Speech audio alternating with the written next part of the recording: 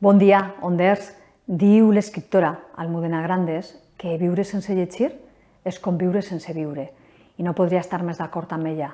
Els llibres ens donen la vida, ens fan riure, ens fan plorar, i a cada pas de fulla ens ajuden a descobrir el món i també sempre a ser millors persones.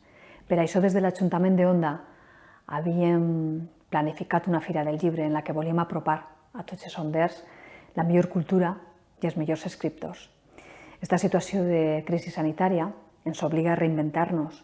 No podrem treure la Fira del Llibre al carrer, però sí que l'anem a disfrutar. Per això anem a realitzar una edició d'esta Fira del Llibre completament virtual, i des del dia 18 fins al dia 21 de maig vos convidem a tots a que participeu dels tallers, de les xerrades i de les videoconferències que a través dels canals digitals de la Biblioteca Municipal podrem compartir amb escriptors de nivell nacional i també amb escriptors locals, perquè la cultura en Onda no es deté i perquè els onders mereixem la millor cultura. Així que bona lectura a tots.